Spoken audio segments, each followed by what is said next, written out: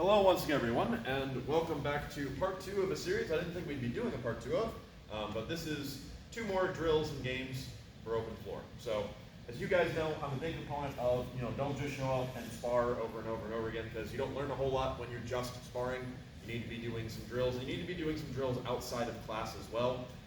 If nothing else, it's a good warm-up exercise before you get into sparring. It's a good way to kind of start your day. And joining me once again is Randy, who vaguely remembers part 1, same as me, right? Our 2 drills today are slightly more complex ones than the ones we did in the first one, which is we are going to be doing the hover cut drill and the if-then drill. Now the reason that this is a little bit more complex than the former ones is because it does require you to understand the rules just a little bit better, and you may need to slightly tweak some pieces of them to encourage what you want. In particular, in regards to if-then, which is the drill we're going to start off with, I recommend doing it with someone who practices the same system as you, as if you're doing it across system, you can still get it to work, but you may only do simplistic actions, versus since Randy and I both practice the same things, we can get more going, essentially. So, the idea behind if-then is that we have a student and a teacher role. Randy here is being the student, I'm being the teacher. He's going to start one step out of distance, and I mean entirely out of distance. So like right now, Randy, even if he did a passing step, could not hit me. That's our out of distance. But if he does one advance forward, now he is firmly in distance, and that's when things would happen. You want to make sure not to advance too close, as when you come forward, a lot of different things can happen. Now the reason I gave it the name if-then is because it's a call and response and almost kind of an improv game. The idea is when Randy advances, he gets the chance to take a guard. I could also take a guard, or I could stay in the guard I was in. You can start in neutral positions, etc. But from there, usually at the earlier level, you want to keep it nice and simple. So Randy advances. If then I take a guard that provides an opening, Randy attacks. If then I do nothing, he hits me, he leaves. Alternatively, Randy steps up, I take a guard. If then he attacks, I parry. Randy anticipates a riposte. Maybe I launch it, maybe I don't. He seeks the next opening, and then he retreats. So we'll show a couple examples of that real quick, and then we'll talk about how to make the drill more complicated. But for right now, the biggest thing, role-wise, that you want to be focusing on is Randy is only stepping up and taking what he is given. So he's not trying to go fast, he's not trying to go hard, this is not sparring. He's coming up, seeing what's available, and he goes for it, much like in mobile opening. I, meanwhile, as the teacher, need to get it into my head of, I'm gonna get hit.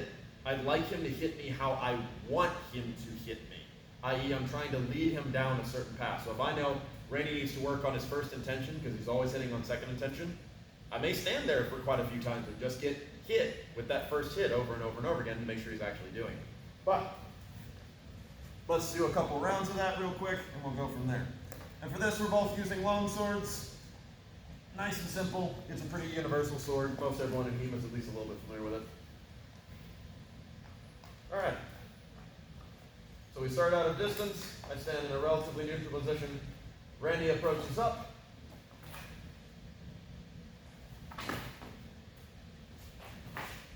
And that's a round. We'll do another.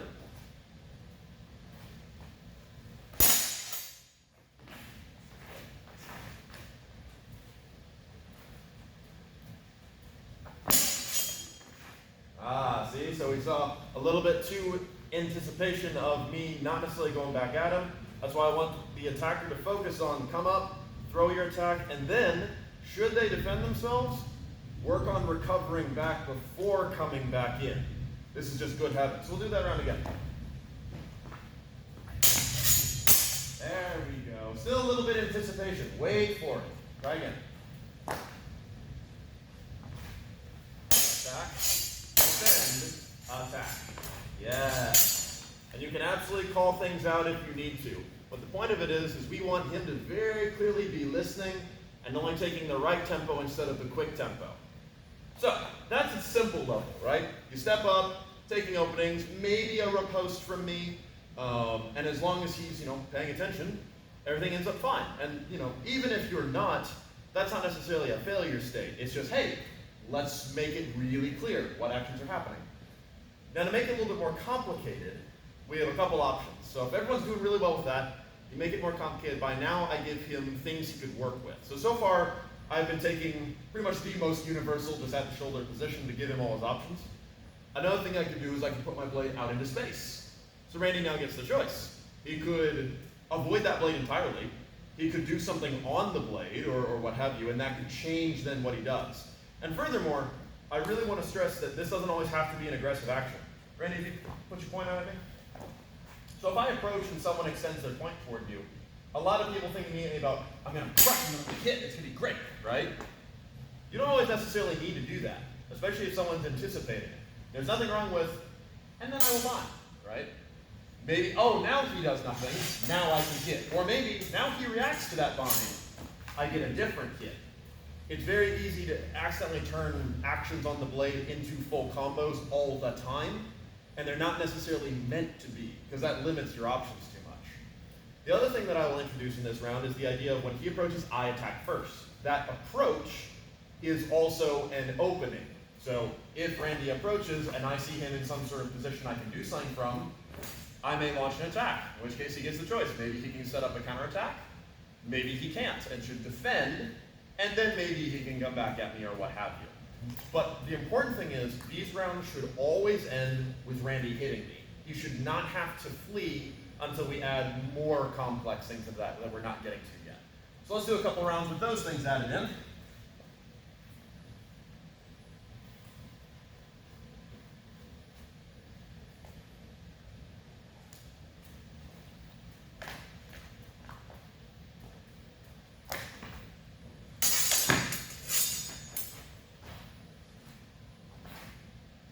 One more step forward. We're a little out. Yep, right here.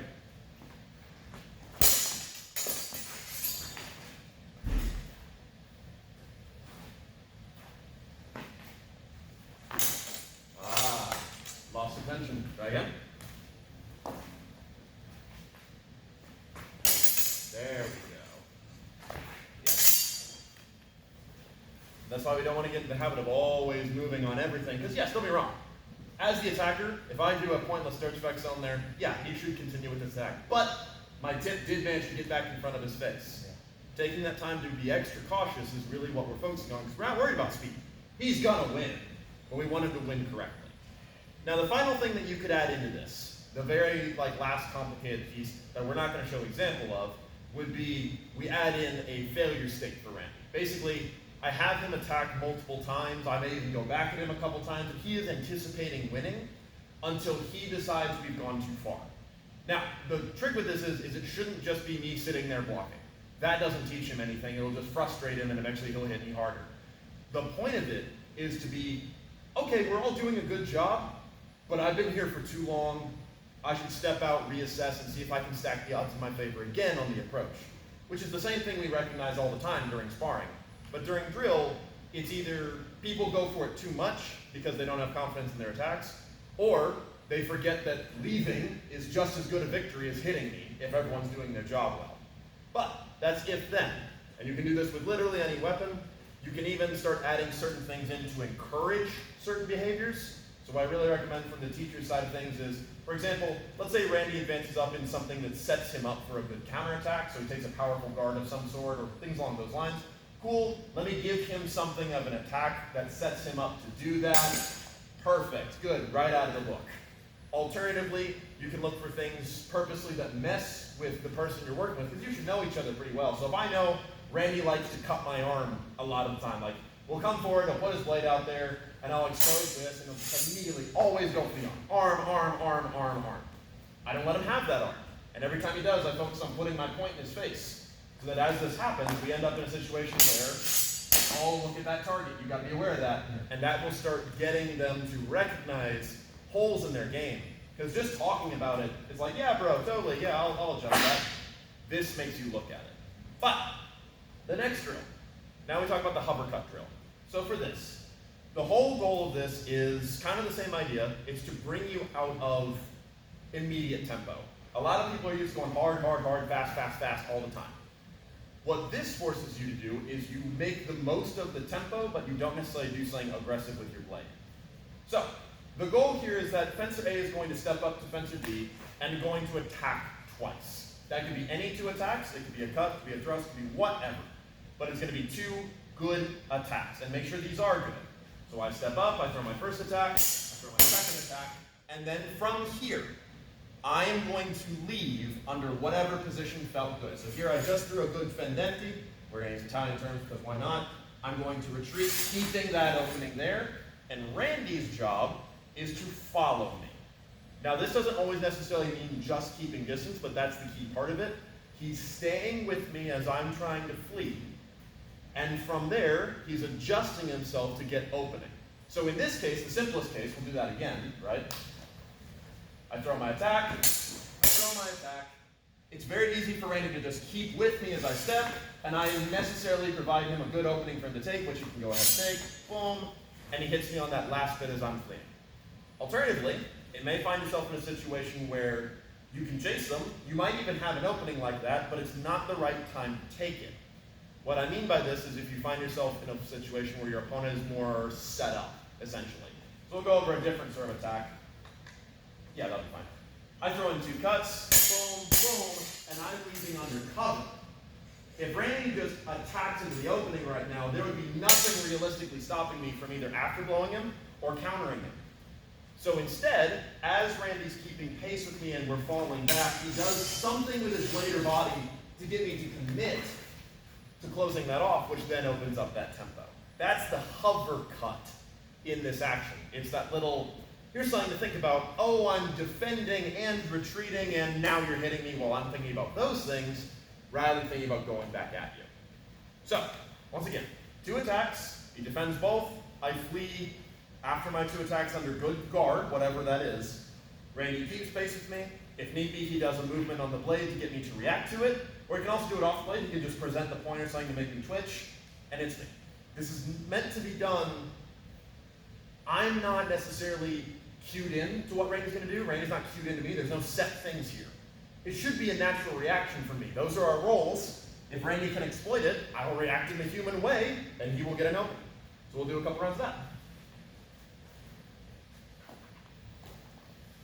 All right, coming at you.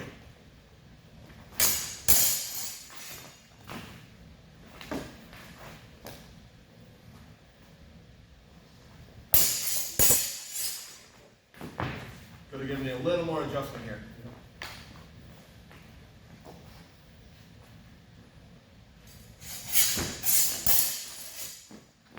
Good. And you see how he's just keeping up with me. Now, I want to point out something very clear. For sake of the camera, I am stopping my retreat after 2 steps backward. You do not do that. Because if he's really chasing you, you'll get beamed closer than you want to. Once the attacker hits, flee at least 3 or 4 steps. It's up to him to make use of that one tempo, then strike. The other thing you're looking for is, we ended up with a bunch of cuts. They're all speed thrusts, it doesn't really matter. But I want to show the difference between hitting at close in range, where he is really chasing me, and alternatively letting me run past his range marker. So essentially, Randy, if you just step forward. As Randy backs up, and I'm staying with him, right? Go ahead and just back up. I can run him down and then do extra to keep up with him. That's what leads to me having a more powerful attack, but as a necessary downside of that, I end up closer to him at the end. Instead, especially if you're giving you something, so we'll go ahead and have you switch over the blade, a little step forward, right? We're keeping pace. Well, we'll just do this. As he retreats and I give him something to think about, I stop advancing, Randy keeps retreating, meaning I hit him with extension as he takes himself to my extension. That's the range marker I was talking about. It's a skill a lot of people forget on the pursuit, because you're used to pursue, chase, run them down. But once you get pretty good at this little adjustment step, it's not necessarily that bad of an idea, especially if you're taking a win. Versus if you do want to get deep target, yeah, that's when you want to really stay on. Now the modification you can make to this to make it a little bit more complicated is now rather than just attack twice, leave, I'm going to attack, leave with an attack. So what this means is that Randy not only has to defend himself one more time, but he has to defend himself while he keeps up with me, and preferably sets himself up for a counter. So the trick here is that by throwing that leaving cut, I am now giving up some of my retreat. Randy can work around me a little bit more, and it's safer for him to hit me because I can't throw one attack, have it dealt with well, and then throw another in time to hit him. If he does his job right, I'm going to be kind of SOL. So let's take a look at that. And this adjustment can be a bunch of different forms. Usually it's putting yourself into some sort of powerful guard. We'll take, we'll be right here. Are you ready? All right, 2 attacks and 1 on the lead. Yes. So in this case, Randy kept up tight to me. I threw that last attack and couldn't retreat as far, so he had me locked above. Let's see another.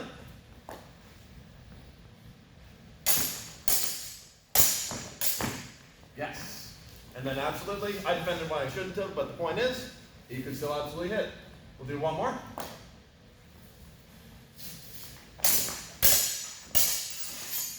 There we go.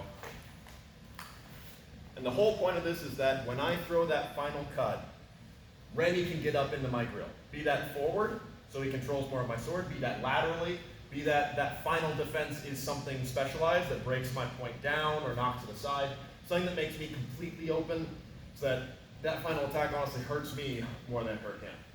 And this will take some time. Focus on the first version first, and once you get really good at that, worry about the last. But otherwise, thank you very much, Randy. And thank you all very much for watching. Hopefully that's quite helpful, as more games to do. And like I said, it's something you've got to practice. It's going to take some time to get used to these drills, but they are remarkably beneficial. So, thank you very much for watching. We'll go over some other techniques another time.